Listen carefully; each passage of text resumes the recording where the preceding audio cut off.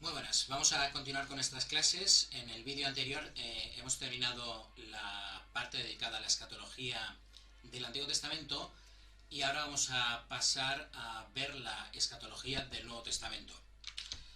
Eh, Como introducción, bueno, podemos decir que es verdad que la primera carta a los tesalonicenses pues sería el primer escrito del Nuevo Testamento, o sea, el primer escrito desde el punto de vista cronológico, ¿no? El primer texto que fue escrito en la iglesia naciente y que pasaría a formar parte del canon fue la primera carta a los tesalonicenses. Con lo cual, uno podría pensar que es en esta primera carta a los tesalonicenses donde vamos a poder encontrar, digamos, la forma más primitiva o la explicación más primitiva de la escatología cristiana, ¿no? Sin embargo, sucede que lo que sí que es verdaderamente originario y primero es el famoso querigma, ¿no? Ese anuncio fundamentalmente de Jesucristo muerto y resucitado es lo primero que los apóstoles o la iglesia naciente propone al mundo, ¿no? Para que la gente se convierta. Y entonces aquí es donde vamos a encontrar realmente, digamos, la forma más original, más primera, más primitiva de la escatología cristiana, ¿no? Pues bien, este querigma se encuentra en los evangelios sinópticos, ¿no? Y esta es la razón por la cual esta exposición de la escatología del Nuevo Testamento comenzará por los evangelios sinópticos, ¿no? Luego iremos viendo, digamos, pues cada uno de los grupos de textos que forman parte del Nuevo Testamento, ¿no? Las cartas de San Pablo, cartas apostólicas, etcétera, etcétera. Bien, bueno, ¿y qué podemos decir sobre la escatología de los evangelios sinópticos? Que como digo es la que vamos a presentar en primer lugar. Bueno, pues digamos que hay como... eh, la escatología aparece en torno a tres cuestiones fundamentales, ¿no? Primero sería en torno a la predicación del reino por parte de Jesucristo.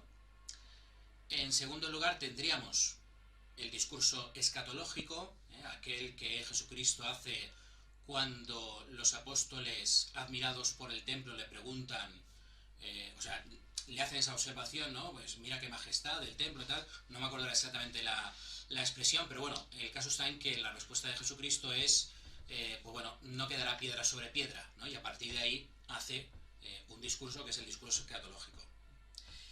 Y en tercer lugar tenemos unas parábolas llamadas las parábolas de la vigilancia, donde ahí también, pues digamos que aparece también bastante material desde el punto de vista de la escatología.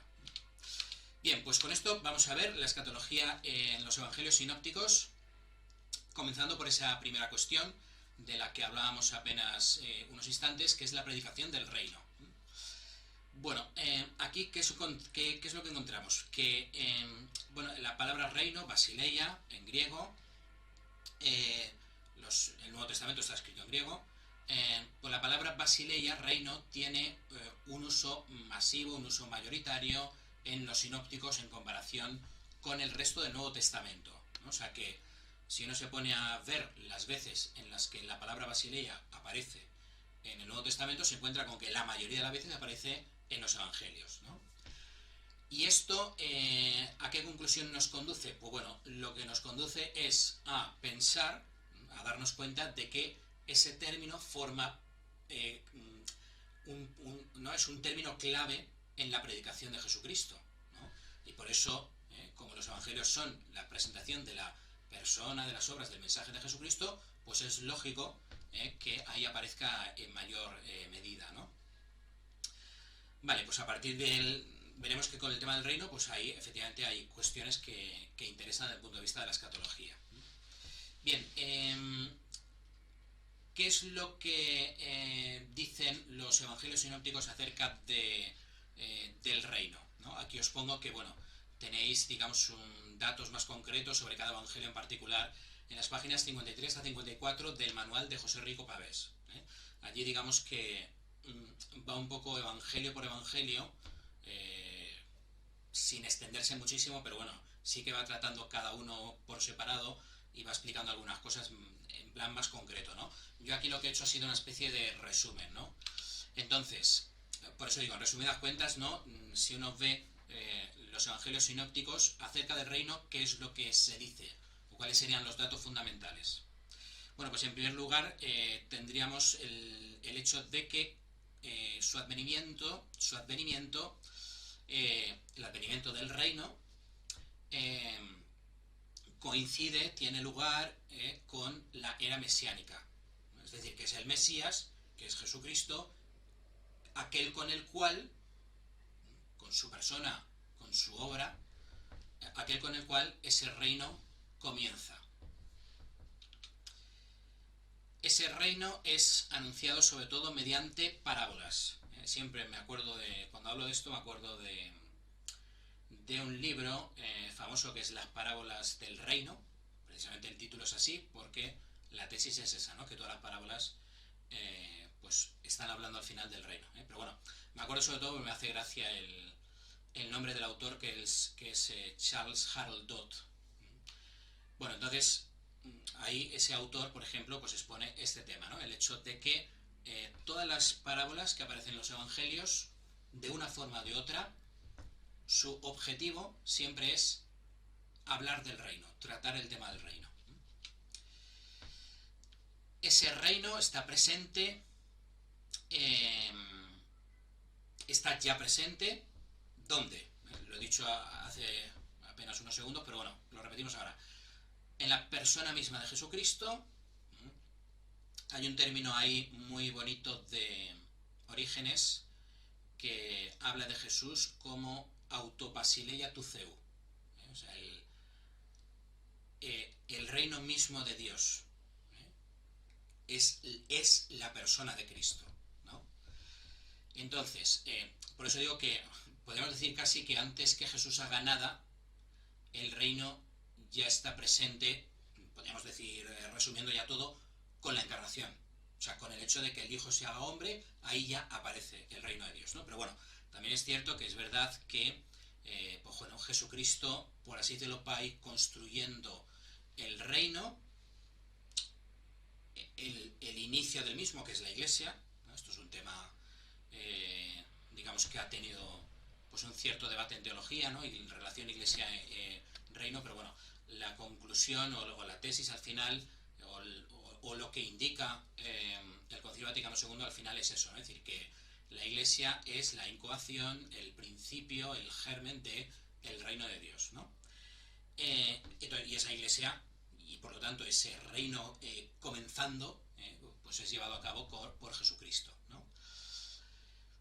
Sus milagros, los signos que Jesucristo realiza, son manifestación de la venida de ese reino, ¿no? Cuando a Jesucristo le acusan de ser el príncipe de los demonios, diciendo que las cosas que él hace las hace en virtud del poder demoníaco, él les dice que están diciendo una locura, que no tiene ningún sentido lo que están diciendo. Al revés, él dice que esas obras que él hace las hace con el reino de Dios, ¿no? Con el dedo de Dios, perdón. Y ahí se está manifestando y se está evidenciando ese reino, ¿no? Vale, entonces, esto por una parte, ¿no? El reino ya está presente. Pero lo importante no es solamente esto, que es muy importante, que el reino se haga presente, sino lo importante también es que el modo de existir de este reino es peculiar, porque está marcado por el ya pero todavía no, ¿no? Esta famosa expresión o esta recurrente expresión que se utiliza tanto en escatología, ¿no? El reino está presente, es verdad, pero todavía no de forma plenamente madura, ¿no? Si queréis un ejemplo, en fin, hasta cierto punto válido, pero bueno, así como un hombre está presente ya en el niño, ¿no? El niño ya es persona humana, ya es hombre, o o si queréis todavía más, no sé, como más evidente, durante los primeros 9 meses de la existencia humana, ahí ya está el hombre, pero falta una maduración, falta que llegue el hombre plenamente formado, ¿no? Pues bueno, un poquito esta sería la relación entre el reino que ya está presente en este mundo, es decir, la Iglesia, y lo que tiene que venir en el futuro, que es el resultado o la culminación de la Iglesia, ¿no? Vale. Bien, luego otro dato importante, pues eso, el reino exige conversión, ¿no? Para poder entrar en este reino hay que convertirse. Y este reino está destinado sobre todo a los representados por las bienaventuranzas, los pobres, los perseguidos, los hambrientos, etc. Este hecho, el hecho de que el reino esté dirigido a estas personas señaladas por las bienaventuranzas, digamos que recuerda o repropone o viene a suponer una continuidad con este tema que ya hemos visto, que ya ha aparecido de alguna forma en el Antiguo Testamento, sobre esta tensión entre presente y futuro, ¿no? Es decir, bueno, pues yo estoy un poco a la espera de esa promesa, de esa recompensa de Dios, que va a venir a saciar pues mi pobreza, mi persecución, que estoy sufriendo, entre otras cosas, precisamente a causa de mi fidelidad a Dios. Con lo cual tiene su sentido que efectivamente mi recompensa sea que Dios, digamos, me ayude a superar esa situación, ¿no? Y pueda entrar plenamente en el reino de los cielos, es decir, en el cielo. Vale, pues entonces, como hemos visto, el reino es una realidad dinámica, se va realizando a lo largo de la historia. Está ya presente, pero espera un cumplimiento futuro, ¿vale? Entonces, esta tensión entre presente y futuro, entre el reino que ya ha comenzado, pero todavía no en plenitud y por lo tanto tiene que realizarse plenamente en un futuro, este hecho, como digo, ha dado lugar a un doble modo de considerar la escatología sinóptica. Algunos, por ejemplo Albert Schweitzer, consideran que el reino es una realidad del todo inminente, vinculada a la muerte violenta de Jesús. Esto es lo que hemos visto que proponía, aunque ahí habrían que precisar algunas cuestiones más, ¿no?, que vimos en su momento, pero bueno, esto es lo que propone la escatología consecuente. Lo que nos interesa ahora de este tema es que para estos autores, Albert Schweitzer o los representantes de la escatología consecuente, el reino es algo que viene después, no está ya, sino que viene después. En cambio, otros, por ejemplo, Charles Harold Dodd, del que os hablaba ahora cuando comentábamos este libro de las parábolas del reino, consideran que el reino ha sido sustancialmente ya instaurado en la persona y obra de Jesucristo. A los que comulgan con esta idea se les describe o se les agrupa bajo pues esta corriente llamada de la escatología realizada, ¿no? Mirad las palabras, ¿no? Escatología realizada, ¿no? O sea, ¿qué quiere decir? Quiere decir que para estos autores, cuando uno piensa en la escatología, ¿no?, la tendencia normal es a pensar en términos de futuro. Lo escatológico es algo que tiene que venir todavía. Pero en cambio, estos autores se dan cuenta de que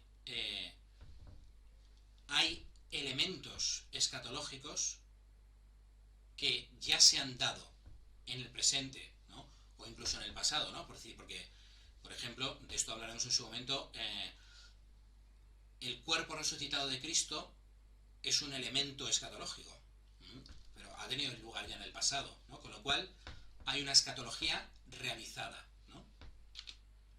Bien, de esta disparidad o de este diverso modo de considerar, ¿qué podemos decir? Pues bueno, podemos decir que tienen todo su parte de razón, ¿no? Efectivamente, la escatología en parte se ha realizado ya, hay elementos del mundo futuro ya presentes y activos en este mundo. Nosotros, por ejemplo, los cristianos somos ya ciudadanos del cielo, no pertenecemos a este mundo, ¿no?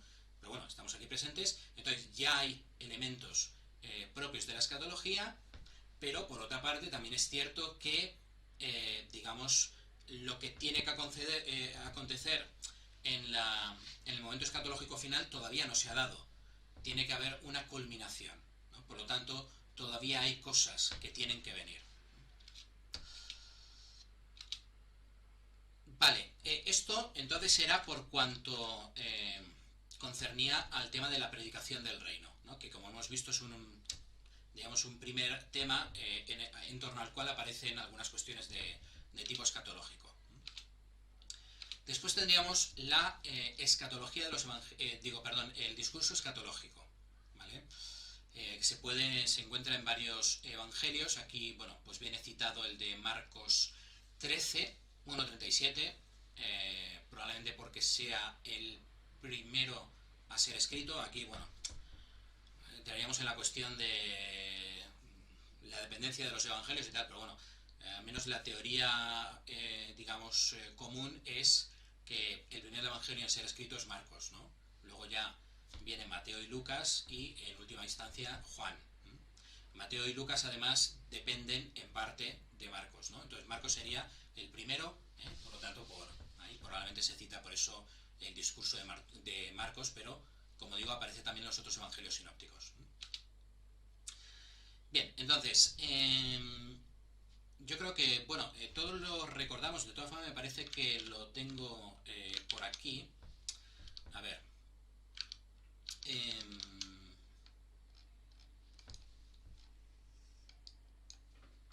Vamos a ver, tenemos...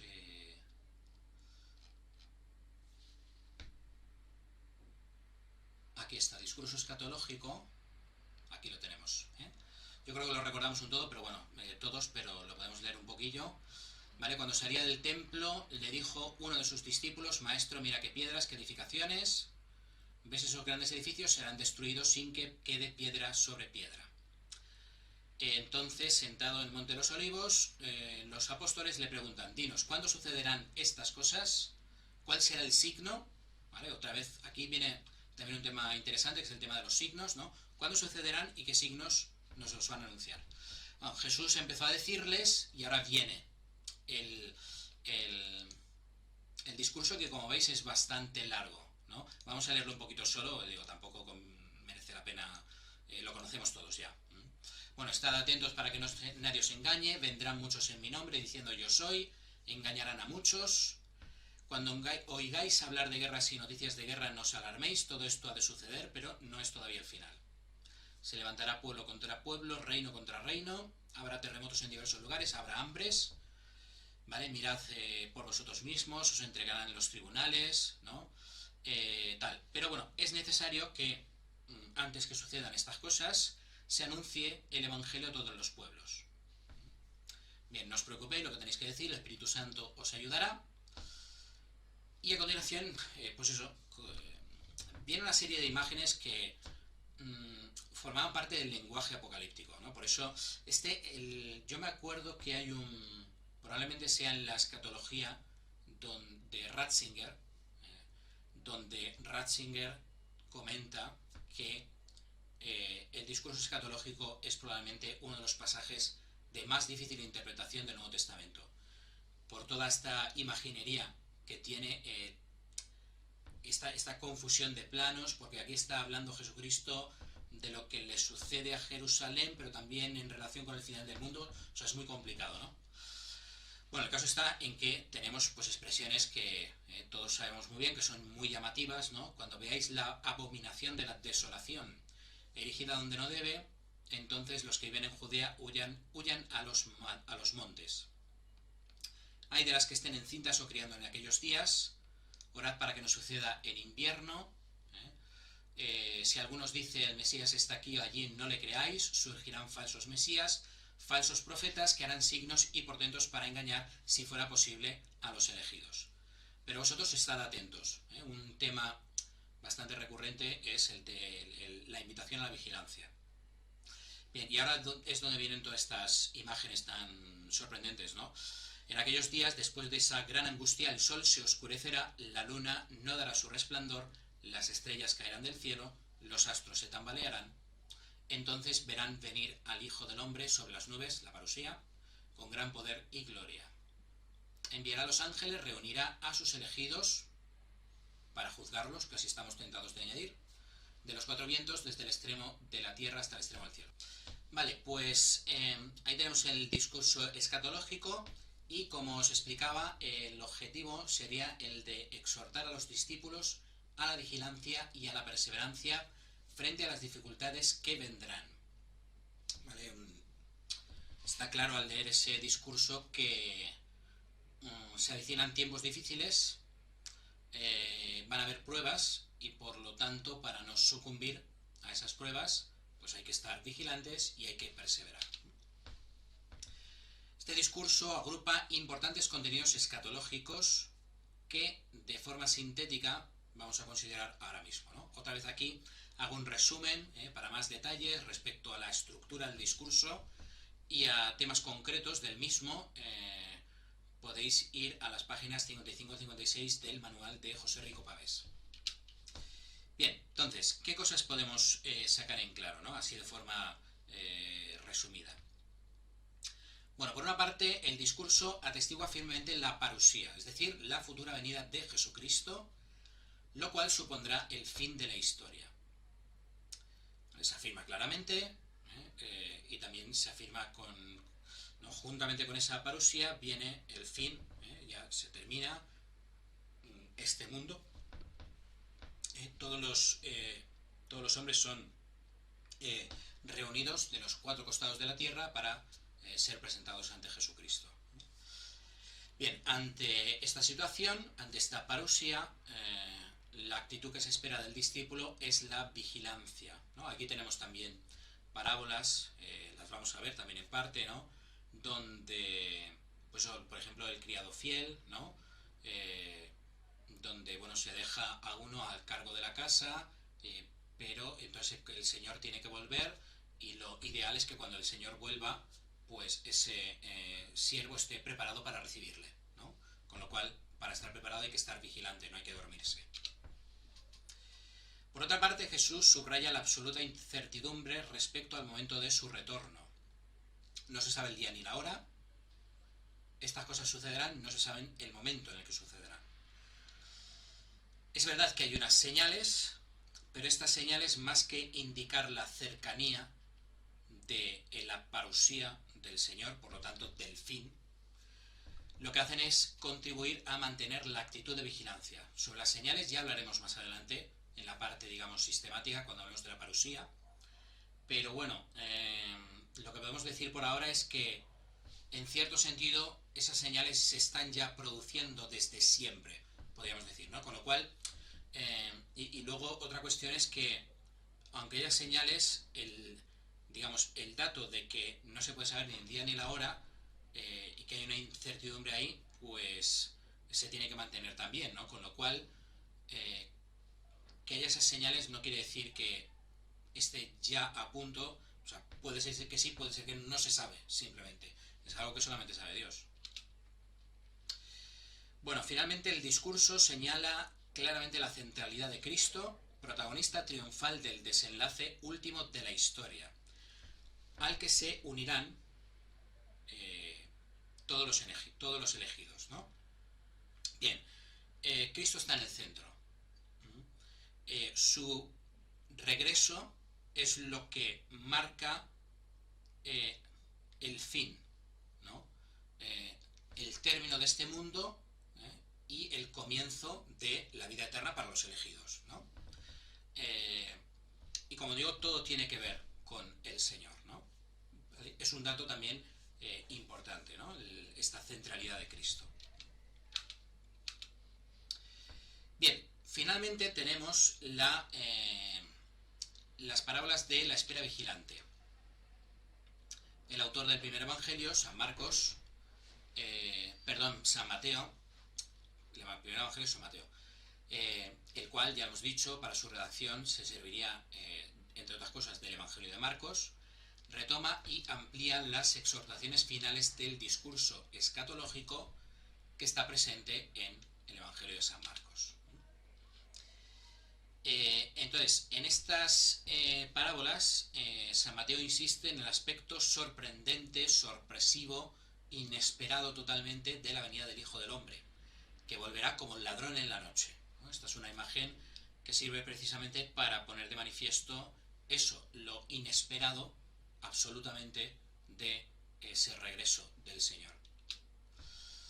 Bien, también en estas parábolas San Mateo desarrolla la temática de la vigilancia responsable y activa, añadiendo 3 parábolas, la del criado fiel, la de las vírgenes necias y la de los talentos. Bueno, entonces en estas parábolas el momento decisivo es el encuentro imprevisible con Jesús, ¿no? O sea, es el acontecimiento, digamos, dramático en el sentido de que es aquello que lo cambia todo, ¿eh? Hay que estar preparado para ese momento, porque una vez que se da, si no estás preparado, por ejemplo, ahí esto se ve muy bien, en las vírgenes necias, la puerta se cierra, ya no hay nada que hacer. Todas estas parábolas se coronan con la escena del juicio final en el que aparece el Hijo del Hombre en su gloria con todos sus ángeles sentado en el trono, ¿no? Es decir, que después de estas parábolas pues viene esta escena donde Jesucristo explica que al final de los tiempos se reunirán a todos los hombres, pondrá las ovejas a su derecha, los cabritos a la izquierda, etc., ¿no? Y viene el juicio. Bien, en ese juicio el criterio de discernimiento, quién es oveja, quién cabrito, quién se salva, quién se condena, es el cumplimiento de la voluntad del Padre, hacer lo que Dios quiere, y esa voluntad del Padre se entiende que es sobre todo, o sea, lo que el Padre, lo que Dios nos pide es que amemos al prójimo, ¿no? Por eso al final se puede decir pues eso, que el amor al prójimo es, en tanto en cuanto supone el cumplimiento de la voluntad del Padre, ese criterio de discernimiento, ¿no? Los que han amado al prójimo y de esta forma han demostrado amar verdaderamente a Dios, a su Hijo, son los que se salvan, los que no lo han practicado no se salvan. Vale, pues bueno, ahí tendríamos las parábolas. En primer lugar tenemos la parábola del criado fiel. Vamos a ver si la podemos ver en un momentito.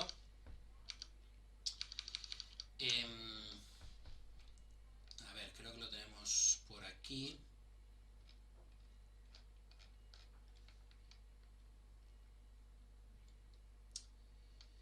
Aquí está, a ver, ahí la tenemos.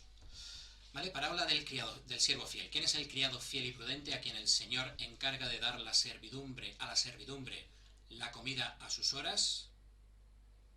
¿Vale? El Señor se ha ido, antes de irse ha dejado a un criado para que dé de comer al resto de los sirvientes, ¿no? Aquí incluso aparecería el tema de la Eucaristía y tal, ¿no? Bueno, entonces, ¿quién es ese criado, no?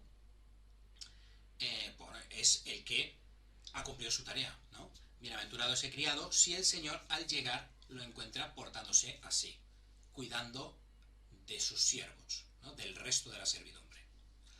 En verdad os digo que se le confiará la administración de todos sus bienes. Aquí aparece el tema de la retribución, ¿no?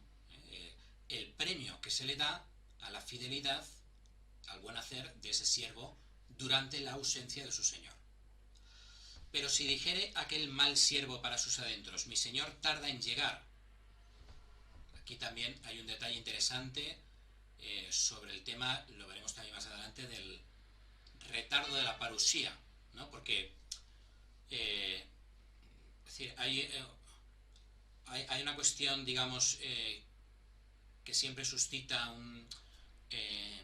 una cierta perplejidad, porque por una parte tenemos que las indicaciones acerca de la parusía en el Nuevo Testamento siempre son en términos de inminencia, ¿no? Falta poco, ¿no? Podemos acordarnos de aquello que dice San Pablo de que el que está casado como si no lo estuviera, el que ha comprado como si no comprase y tal, porque la representación de este mundo se termina, ¿no? Entonces, esto es muy habitual en el lenguaje del Nuevo Testamento, hablar de la parusía en términos de inminencia, pero esto contrasta, digamos, con lo que podría ser nuestra experiencia, porque han pasado 2000 años ¿no? del nacimiento de Jesucristo. En fin, ha pasado ya lo que nosotros consideramos con nuestra óptica humana, que es mucho tiempo, ¿no? Entonces, la parusía es inminente, no es inminente, tiene que venir, ¿no? Tal. Bueno, pues aquí ya, digamos, de alguna forma, esta parábola ya está dando a entender que, bueno, que el Señor puede tardar. Este tema ya lo veremos en su momento, para ver si realmente se puede decir que la parusía es inminente o no. Ya os adelanto que hay que decir que es inminente. Pero bueno, ya lo explicaremos mejor en su momento. Pero bueno, aquí digamos que se le está ofreciendo a los cristianos de alguna forma una ayuda, ¿no? Para darse cuenta de que efectivamente, bueno, ese Señor tiene que volver, a lo mejor tarda. En todo caso, lo que a ti te toca, a ti cristiano, es mantenerte fiel, ¿no? Bien, entonces, si dijere aquel mal siervo para sus adentros, mi señor tarda en llegar, y empieza a pegar a sus compañeros y a comer y a beber con los borrachos, el día y la hora que menos se lo espera, otra vez aquí aparece el tema de la sorpresividad, ¿no? de lo inesperado de la venida del Señor, llegará el amo y lo castigará con rigor y lo hará compartir la suerte de los hipócritas. Allí será el llanto y el rechinar de dientes. Bien, refuerza la exhortación a la vigilancia, refuerza la absoluta imprevisibilidad del momento final, también lo hemos comentado, vale. Entonces, luego tendríamos la parábola de las vírgenes necias, que yo creo que, bueno, también todos la conocemos bastante, la tenemos ahí. A ver, aquí está. Parábola de las 10 vírgenes. Entonces se parecerá al reino de los cielos a 10 vírgenes que tomaron sus lámparas, salieron al encuentro del esposo, 5 eran necias, 5 prudentes. Las necias al tomar las lámparas no se proveyeron de aceite, las prudentes se llevaron alcuzas de aceite con las lámparas, el esposo tardaba, otra vez aquí el tema de el aparente retraso de la parusía, les entró sueño a todas y se durmieron. A medianoche, yo creo que a lo mejor aquí me estoy tirando de la moto, pero creo recordar que, porque esto es una traducción a castellano del original griego, creo que en el griego aparece en la última vigilia, o sea, en el último momento de la noche antes de que venga la aurora.